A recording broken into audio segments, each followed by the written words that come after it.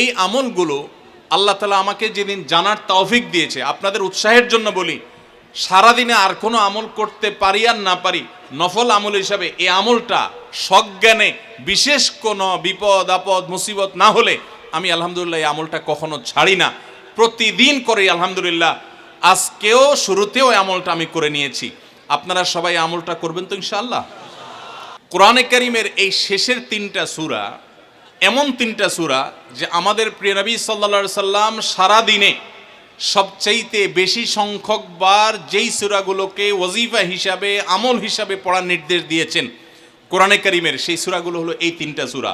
এই 3টা সূরা দিনে এবং রাতে যত বেশি সংখ্যক বার পাঠ করতে হয়, অন্য কোনো সূরা এমনকি অন্য কোনো দোয়া এত বেশি সংখ্যক বার পাঠের নির্দেশ কোরআনে অথবা হাদিসে কোথাও দেওয়া হয় নাই।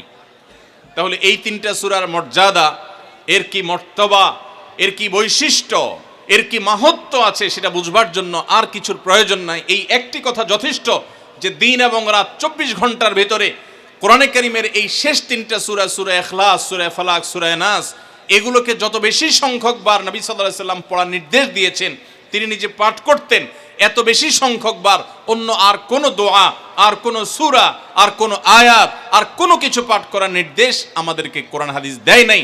এখান থেকে এই 3টার সূরা যে আল্লাহর কাছে কত গুরুত্বপূর্ণ, নবী সাল্লাল্লাহু আলাইহি সাল্লামের কাছে কত গুরুত্বপূর্ণ যে রিপিটেডলি এত বেশি সংখ্যক বার পাঠ করার নির্দেশ দেওয়া হয়েছে, এটা পরিষ্কারভাবে বোঝা যায় কি যায় না বলেন? সময়ত ভাইরা আমার, সূরা ইখলাস, সূরা ফালাক, সূরা নাস, এই 3 সূরা দিন এবং রাত সব মিলিয়ে আমাদের প্রিয় নবী সাল্লাল্লাহু আলাইহি ওয়াসাল্লাম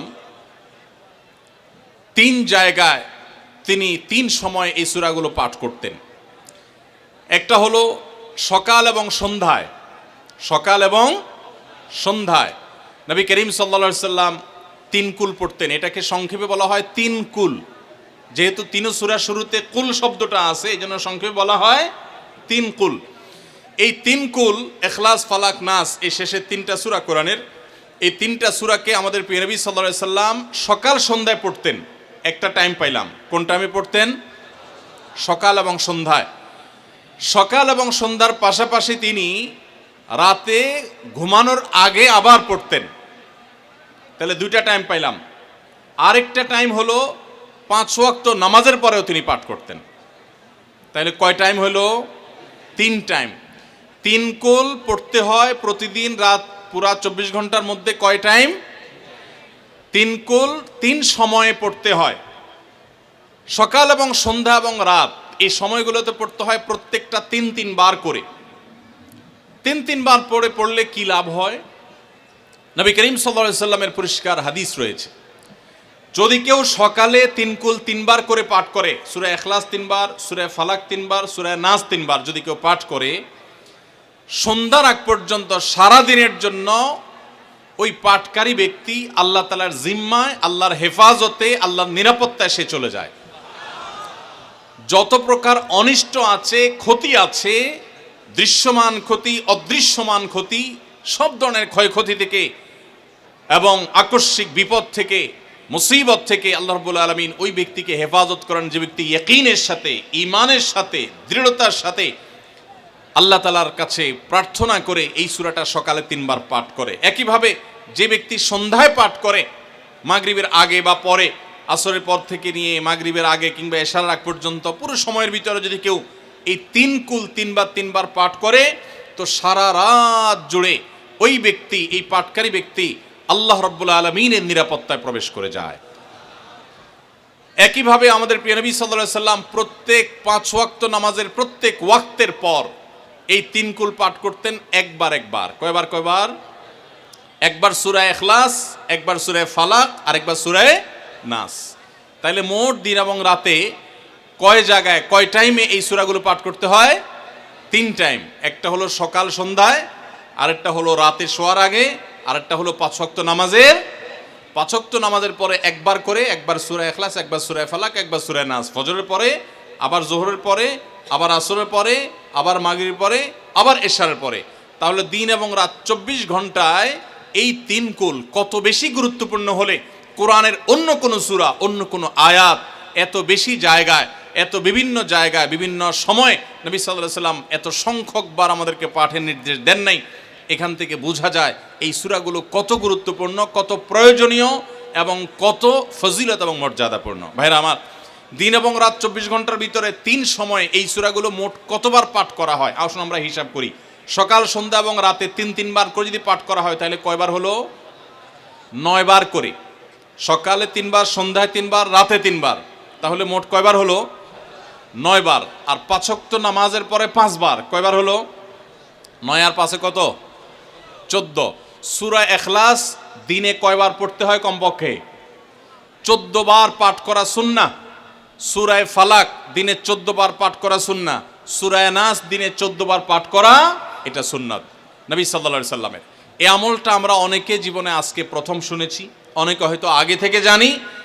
আমি এই ফজিলত এবং মর্যাদার কথা যে বললাম, আল্লাহ নবী সাল্লাল্লাহু আলাইহি সাল্লাম যে বলেছেন সকালে পড়লে সারা দিন, সন্ধ্যা পড়লে সারা রাত, রাতে শোয়ার সময় পড়লে, বিশেষ করে রাতে মানুষ ঘুমন্ত অবস্থায় নানা রকমের ক্ষয়ক্ষতির আশঙ্কা থাকে, এই সব ধরনের ক্ষয়ক্ষতি থেকে আল্লাহর নিরাপত্তা এসে চলে আসে।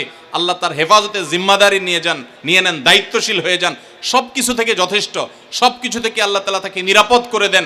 এই বিশ্বাস, এই ইয়াকিন নবী সাল্লাল্লাহু আলাইহি সাল্লামের কথার প্রতি আমাদের আছে না নাই? তাহলে এই সূরাগুলো আমরা আজ থেকে আমল করব তো ইনশাআল্লাহ। এই 3 কুল সকাল সন্ধ্যায় এবং রাতে ঘুমানোর আগে এটা পাঠ করার একটা বিশেষ পদ্ধতি আছে। সেটা হলো নবী করিম সাল্লাল্লাহু আলাইহি সাল্লাম শিক্ষা দিয়েছেন এই 3 কুল, সূরা ইখলাস 3 বার পড়বেন, সূরা ফালাক 3 বার পড়বেন, সূরা নাস 3 বার পড়বেন, পড়ে 2 হাতকে এরকম কোষ করবেন, এভাবে কোষ করবেন, কোষ করে এই কোষের মধ্যে ফু দিবেন, নিজের কোষের ভিতরে 3 বার পড়ে ফু দিয়ে এরপর সেটাকে পুরো শরীরের মধ্যে মুছে ফেলবেন। যেখানে যেখানে হাত নেওয়া সম্ভব হয়, শরীরের যতটুকু জায়গায় হাত নেওয়া সম্ভব হয়, সামনে পেছনে চেষ্টা করে যতটুকু সম্ভব হয় ততটুকু মাসা করবেন, মুছবেন হাত দিয়ে। এর মাধ্যমে আল্লাহ তাআলা আপনাকে হেফাজত করবেন। ছোট ছোট বাচ্চা যারা আছে, দুধের শিশু, 2 বছর, 4 বছর, 6 বছর, যারা পড়তে পারে না এখনো বা মুখস্থ নাই, সেই বাচ্চাদেরকে মা বাবা বা তাদের কাছের কোনো লোকজন তারা পড়ে 3 বার ফু দিবেন। আবার 3 বার পড়ে নিজের ছেলে মেয়ের সবার শরীরে ফু দিয়েন না, প্রত্যেকের জন্য 3 বার। আপনারটা আপনি করবেন, বাচ্চাকে করে দিবেন। এই আমলগুলো আল্লাহ তাআলা আমাকে যেদিন জানার তৌফিক দিয়েছে, আপনাদের উৎসাহের জন্য বলি, সারাদিনে আর কোনো আমল করতে পারি আর না পারি, নফল আমল হিসাবে এই আমলটা সজ্ঞানে, বিশেষ কোনো বিপদ আপদ মুসিবত না হলে আমি আলহামদুলিল্লাহ এই আমলটা কখনো ছাড়ি না, প্রতিদিন করি আলহামদুলিল্লাহ। আজকেও শুরুতেও এই আমলটা আমি করে নিয়েছি। আপনারা সবাই আমলটা করবেন তো ইনশাআল্লাহ? কে কে নিয়ত করছেন আজ থেকে 3 কুল, এই 3 টাইম জীবনে কখনো ছাড়বেন না? একটু দাঁড়ায় হাতটা তুলে আল্লাহকে দেখাই দেন। সবাই নিয়ত করছেন তো? আল্লাহ আমাদের সবার হাতগুলোকে কবুল আর মঞ্জুর করে নিন। আল্লাহ তাআলা আমাদের সকল ক্ষয়ক্ষতি থেকে হেফাজতের জন্য আল্লাহ একাই যথেষ্ট হয়ে যান। ভাইরা আমার, তাহলে 3 কুলের আমলটা করবো তো ইনশাআল্লাহ? 3 কুল সম্পর্কে আরো অনেক কথা বলার আছে, এই 3 কুলের ফজিলত এবং মর্যাদা নিয়ে আরো বহু কথা শোনাবার আছে, কিন্তু আমি শুধুমাত্র এটুকু যথেষ্ট মনে করি আমলের জন্য। আমরা এটাকে আমল করব। আমাদের সারা দিনে সারা রাতে কত রকমের বিপদ আপদের ভয় থাকে, আশঙ্কা থাকে। আপনি যদি কোনো এলাকার কোনো প্রভাবশালী ব্যক্তির সাথে আপনার পরিচয় থাকে, আর ওই ব্যক্তি যদি বলে তোমার কোনো সুবিধা অসুবিধা যেন না হয়, এই এলাকায় প্রবেশ করলে আমাকে একটা SMS করে রাখবা। ওই এলাকার থানা পর্যায়ে হলো ওসি সাহেব, জেলা পর্যায়ে হলো SP সাহেব, DC সাহেবের সাথে আপনার খুব হট লিঙ্ক, খুব ভালো সম্পর্ক, তিনি আপনাকে ভালো জানেন। আপনাকে বলে দিয়েছে তুমি সেখানে গেলে তুমি আমাকে শুধু SMS করবা। আপনি SMS করেছেন, তিনি রিপ্লাই দিয়ে বলেছেন ঠিক আছে তুমি এলাকায় ঢুকছো, আমি দেখতেছি, অসুবিধা নেই। ওই এলাকায় আপনাকে কেউ ডিস্টার্ব করলে, কেউ আপনার ক্ষতি করতে চাইলে, কোনো অসুবিধা করতে চাইলে আপনার কোনো ভয় হবে? কারণ প্রশাসনের ব্যক্তিরা আপনাকে অভয় দিয়েছেন, তারা আপনার সাথে আছেন, তদারকি করছেন, আপনি নির্ভয় ফিল করবেন। প্রশাসনের ভাইদের হাতে সব কিছু নাই, সব কিছু আছে। তারা চাইলে সব ক্ষতি থেকে আপনাকে বাঁচাতে পারবেন না। হ্যাঁ, তারা চেষ্টা করবেন, এটা ঠিক।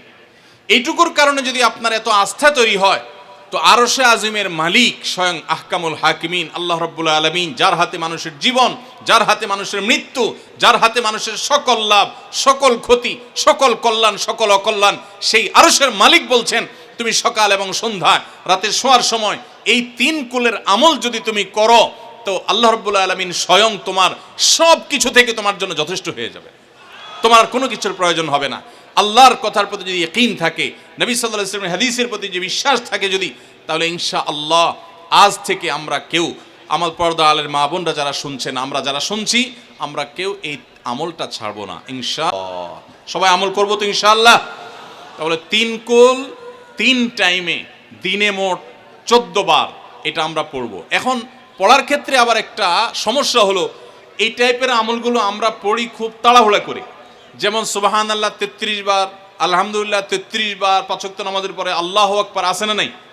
এগুলো সাধারণত কিভাবে পড়ে মানুষ বলেন? আমরা তো সবাই এ রোগের রোগী। কিভাবে পড়ি আমরা বলেন? সুবহানাল্লাহ সুবহানাল্লাহ সুবহানাল্লাহ সুবহানাল্লাহ সুবহানাল্লাহ সুবহানাল্লাহ সুবহানাল্লাহ। আমি যদি এখন মেজো ভাইকে বলি, ভাই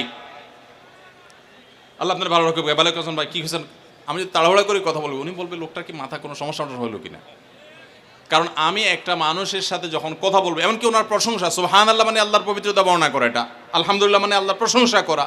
তো আপনি আল্লাহর প্রশংসা, আল্লাহর গুণকীর্তন করতে গিয়ে যদি বলেন যে উনি খুব ভালো মানুষ, উনি এটা করে, উনি সেটা করে, আমি তাড়াহুড়া করে বলবো যে কি ব্যাপার ভাই, আপনারা কেউ দৌড়ায় নাকি? তো আপনি সুবহানাল্লাহ আলহামদুলিল্লাহ যদি তাড়াহুড়া করে পড়েন, তো এই সুবহানাল্লাহ আলহামদুলিল্লাহ যে মর্যাদা আপনার পাওয়ার কথা, তাড়াহুড়ার কারণে সেই মর্যাদা পাবেন না। মহব্বতের সাথে পড়বেন, অর্থ বুঝে, সুবহানাল্লাহ সুবহানাল্লাহ সুবহানাল্লাহ আলহামদুলিল্লাহ আলহামদুলিল্লাহ। কোয়ালিটি মেনটেন করবেন। দেখেন আমাদের মুসলমানদের, গোটা দুনিয়া জুড়ে মুসলমানদের একটা বড় ত্রুটি হলো যে আমরা আজকাল কোনো কাজে, সেটা দুনিয়ার কাজ হোক আর আখিরাতের কাজ হোক, সব কাজেই আমরা তাড়াহুড়া করে কোয়ালিটিটা নষ্ট করে ফেলি, আমরা কোয়ালিটিটা ঠিক রাখি না। আমার আফসোস লাগে অমুসলিম প্রধান দেশগুলোতে যখন যাই বা তাদেরকে যখন দেখি যে তারা কাজের মধ্যে কোয়ালিটিটা ঠিক রাখে, যেটাই করে কোয়ালিটি ঠিক রাখে, অথচ এই নির্দেশ আমাদেরকে আমাদের রাসূল দিয়েছেন, ইন্নাল্লাহা ইউহিব্বু ইযা আমিলা আহাদুকুম আমালান আইয়ুতকিনাহু, আল্লাহ পছন্দ করেন বান্দা যেই কোনো কাজ করুক, আমালান আই আমালিন, যেই কোনো কাজ করুক, সেটা দুনিয়ার কাজ হোক সেটা আখিরাতের কাজ হোক, সুদৃঢ়ভাবে করবে, সুন্দরভাবে করবে, উত্তম রূপে করবে, এটা আল্লাহ তাআলা পছন্দ করেন। আর আজকাল আমাদের অবস্থা কি? আমাদের অবস্থা হলো যে আমরা তাড়াহুড়া করি। ভাইরা আমার, এই তাড়াহুড়া করে কোয়ালিটি নষ্ট করা যাবে না, বরং 3 কুল যতবার যেখানে পড়তে বলা হয়েছে মহব্বতের সাথে আস্তে আস্তে পাঠ করবেন। আল্লাহ আমাদের সবাইকে আমলের তৌফিক দান করবেন, আমিন। ভাইরা আমার, তাহলে 3 কুলের ফজিলত জানলাম আমরা, কখন কতবার পাঠ করব, কেন পাঠ করব, তার উপকারিতা কি সেটাও আমরা জানলাম।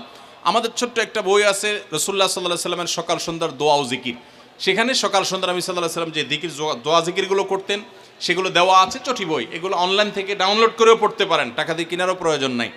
সেগুলোর মধ্যে এই আমলটা সর্বাগ্রে গুরুত্বের সাথে শুরুর দিকে এটা রাখা আছে, আমরা চেষ্টা করব আমলের।